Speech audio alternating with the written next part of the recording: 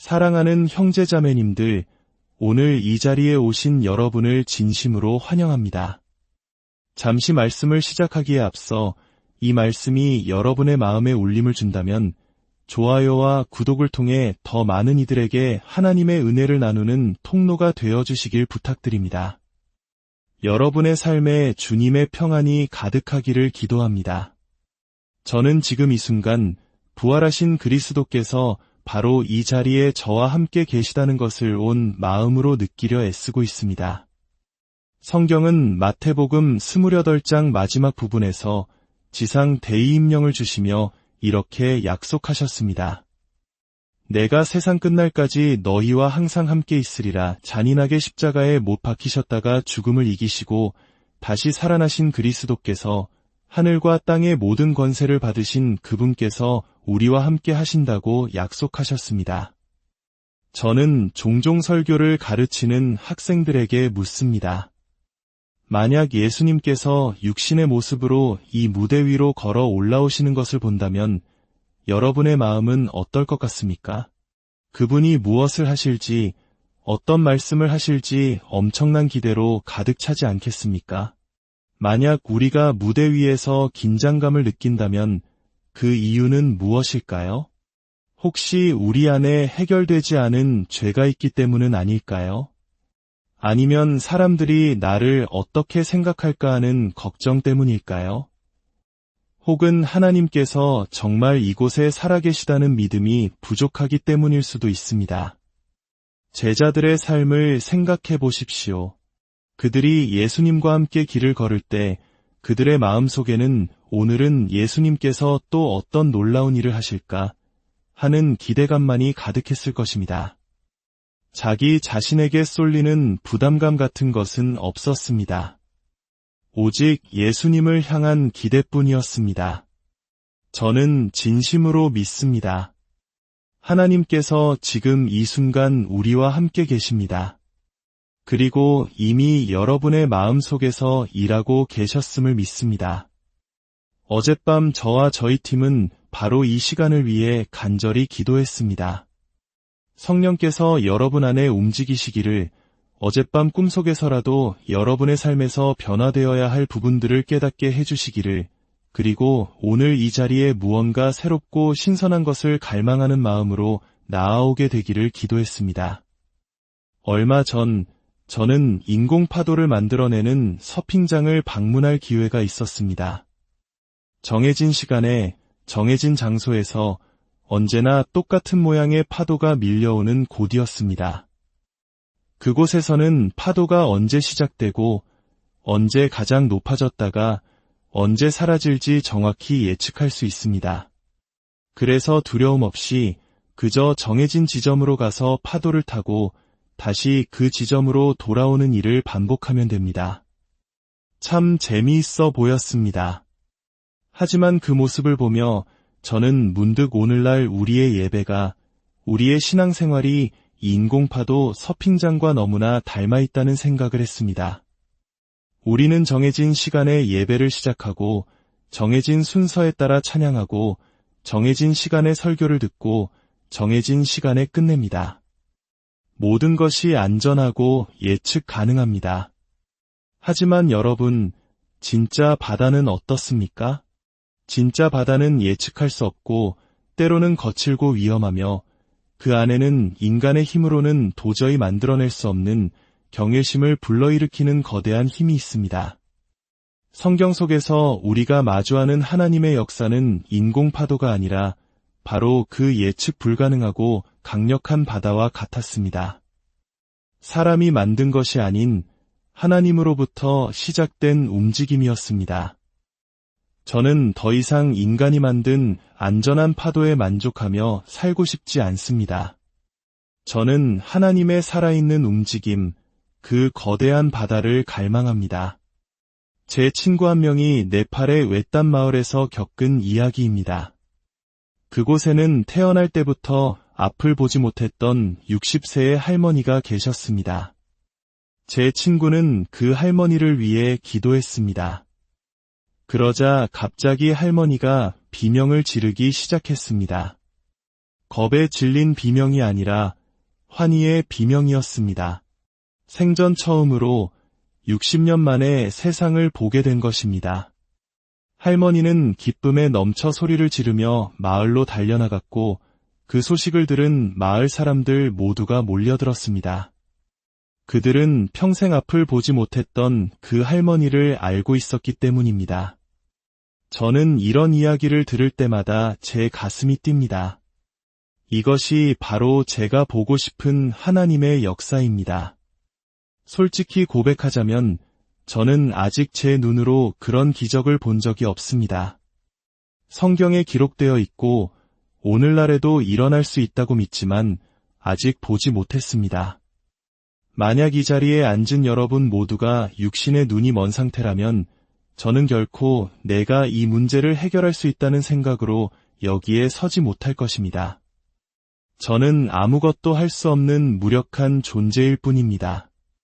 어젯밤 주님은 제게 깨달음을 주셨습니다.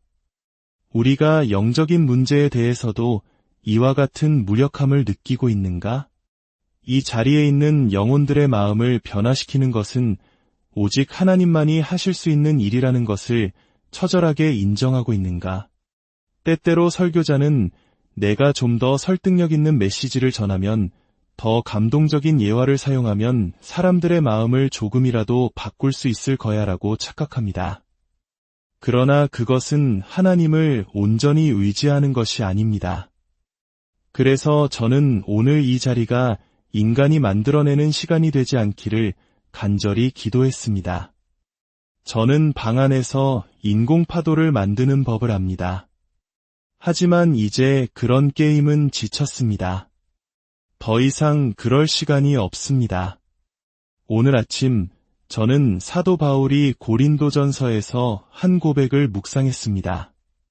그리스도께서 나를 보내심은 세례를 베풀게 하려 하심이 아니요 오직 복음을 전하게 하려 하심이로되 말의 지혜로 하지 아니함은 그리스도의 십자가가 헛되지 않게 하려 함이라 바울은 말합니다. 내가 화려하고 지혜로운 말로 복음을 전하면 오히려 십자가의 능력이 약해질 수 있다고 말입니다. 만약 제가 이 무대에 서서 내게는 사람들의 마음을 움직일 이야기가 있어 이 비유를 들면 모두가 좋아할 거야라고 생각하며 제 능력과 경험을 의지한다면 저는 십자가의 능력을 가리는 죄를 짓는 것입니다. 그래서 바울은 다음 장에서 이렇게 선포합니다. 내가 너희 중에서 예수 그리스도와 그가 십자가에 못 박히신 것 외에는 아무것도 알지 아니하기로 작정하였음이라. 내 말과 내 전도함이 설득력 있는 지혜의 말로 하지 아니하고 다만 성령의 나타나심과 능력으로 하여 너희 믿음이 사람의 지혜에 있지 아니하고 다만 하나님의 능력에 있게 하려 하였노라. 바울은 의지적으로 결단했습니다. 자신의 지식과 지혜를 모두 내려놓고 오직 예수 그리스도와 십자가만을 전하기로 말입니다. 왜냐하면 그는 사람들의 믿음이 인간의 설득력이 아닌 살아계신 하나님의 능력 위에 세워지기를 원했기 때문입니다. 만약 하나님께서 움직이지 않으시면 자신은 그저 어리석은 사람처럼 보일 것을 각오하고 믿음으로 나아간 것입니다. 성경은 우리 각 사람에게 공동의 유익을 위해 성령의 나타남을 주셨다고 말씀합니다. 여러분, 이 말씀의 의미를 깊이 생각해 보셨습니까?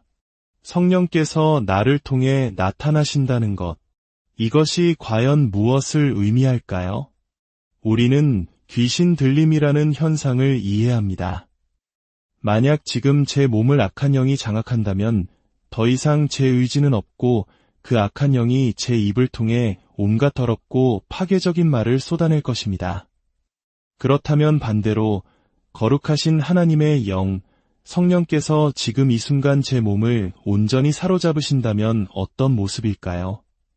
더 이상 제 생각과 제 의지가 아닌 오직 성령께서 저를 통해 말씀하시고 역사하신다면 말입니다. 저는 이것을 갈망합니다.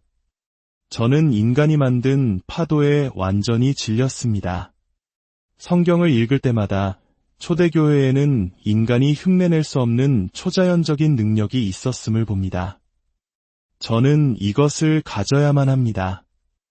왜 우리는 사람들에게 기도하라고, 성경 읽으라고, 죄에서 떠나라고 애원해야 할까요?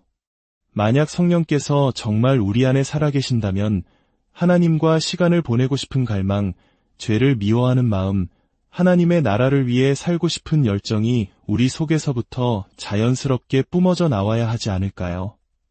성경은 성령이 우리 안에 오시면 우리 영이 아빠, 아버지라고 부르짖는다고 말합니다.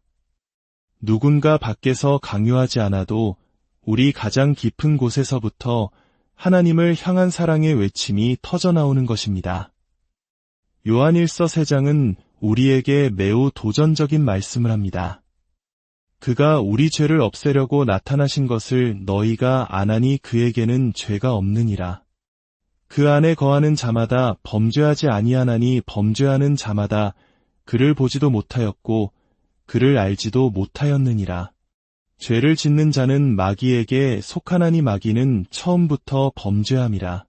하나님의 아들이 나타나신 것은 마귀의 일을 멸하려 하심이라. 하나님께로부터 난 자마다 죄를 짓지 아니하나니 이는 하나님의 씨가 그의 속에 거함이요 그도 범죄하지 못하는 것은 하나님께로부터 났음이라. 이 말씀은 너무나 명확합니다. 만약 하나님의 생명의 씨앗, 그분의 DNA가 우리 안에 있다면 우리는 죄를 미워하게 됩니다. 돼지는 아무리 깨끗하게 씻겨 놓아도 다시 진흙탕으로 돌아갑니다. 그것이 돼지의 본성이기 때문입니다. 만약 우리가 계속해서 죄의 진흙탕으로 되돌아가고 있다면 그것은 우리의 본성이 아직 변하지 않았다는 증거일 수 있습니다. 어떤 분들은 이렇게 물을지도 모릅니다. 그럼 계속 죄를 짓는다면 제가 마귀를 따르는 것이라는 말인가요? 그렇습니다. 성경은 그렇게 말하고 있습니다. 사탄 숭배는 사탄에게 절하고 노래하는 것이 아닙니다. 에덴 동산에서 사탄이 하와에게 했던 유혹을 기억하십시오. 그는 나를 경배하라고 말하지 않았습니다. 대신 이렇게 속삭였습니다. 저것 참 먹음직스럽지? 내가 원하는 대로 해. 내 마음대로 선과 악을 결정해. 사탄의 가장 근본적인 메시지는 언제나 내 뜻대로 하라였습니다. 우리가 자신의 욕망을 따라 사는 것을 멈추지 않는다면 그것은 우리가 마귀의 자녀이기 때문입니다. 자기 자신을 부인하고 내 안의 옛사람을 십자가에 못 박고 이제는 내가 사는 것이 아니요 오직 내 안에 그리스도께서 사시는 것이라는 고백을 해본 적이 있습니까? 저는 얼마 전 수많은 사람들이 모인 집회에서 기도하던 중 한 가지 환상을 보았습니다. 이 공간이 물로 가득 차 있고 우리 모두가 구명조끼를 입고 물에 둥둥 떠 있는 모습이었습니다. 그런데 그 구명조끼 때문에 저는 누가 진짜 수영을 할 수 있고 누가 못하는지 알 수가 없었습니다. 인공적인 무언가가 그들을 떠받치고 있었기 때문입니다. 하지만 만약 그 구명조끼를 벗으면 어떻게 될까요? 그때야 비로소 누가 진짜 헤엄칠 수 있는지 드러날 것입니다. 기독교 가정, 기독교 학교, 채플, 기도 모임. 이 모든 것이 여러분을 떠받쳐주는 구명조끼일 수 있습니다. 그러나 이 모든 것을 벗어버리고 세상 속으로 홀로 나아갔을 때 당신은 가라앉습니까? 아니면 당신 안에 있는 생명력으로 거친 파도를 헤쳐 나아갑니까? 예배당 안에서만 뜨거운 것이 아니라 아무도 보지 않는 골방에서 당신의 영혼은 하나님을 갈망하며 노래합니까? 저는 오랫동안 제 자신이 마치 모세와 같다고 생각했습니다. 저 혼자 시내산에 올라가 하나님의 음성을 듣고 그 말씀을 가지고 내려와 사람들에게 전하는 역할이라고 말입니다. 그러나 몇 주 전 주님께서 제게 깨달음을 주셨습니다. 프랜시스, 나는 너를 모세로 부른 적이 없다. 그것은 구약의 방식이다. 예수님께서 십자가에 못 박히셨을 때 성전의 휘장이 위에서 아래로 찢어졌습니다. 이제는 모든 사람이 바로 여러분 한 사람 한 사람이 지성소로 담대히 나아갈 수 있게 된 것입니다. 우리 모두가 하나님과 직접 만나는 산정상에 오를 수 있습니다. 교회는 한 명의 모세와 그를 따르는 수많은 백성이 모인 곳이 아닙니다. 교회는 하나님을 깊이 만난 수많은 모세들이 함께 모여 나도 그분을 만났습니다. 나도 그분의 음성을 들었습니다. 라고 외치는 곳이어야 합니다. 모든 사람이 살아있고 모든 사람이 죄에서 떠나고 모든 사람이 성령의 나타남을 경험하는 곳, 그것이 바로 교회의 본 모습입니다. 아버지 하나님, 이 시간 간절히 기도합니다. 오늘 선포된 말씀이 인간의 지혜에서 나온 것이 아니라 오직 성령의 능력에서 나온 것이 되어 우리 안에 영원한 열매를 맺게 하여 주시옵소서. 더 이상 인간이 만든 안전하고 예측 가능한 파도에 안주하지 않게 하시고 하나님의 살아있고 예측 불가능한 능력을 갈망하게 하옵소서. 우리 각자의 삶 속에서 그리고 우리 교회 안에서 주님의 진짜 능력을 경험하게 하옵소서. 주 예수 그리스도의 이름으로 기도합니다. 아멘. 오늘 말씀을 통해 큰 은혜 받으셨기를 바랍니다. 여러분의 삶에 하나님의 임재가 늘 함께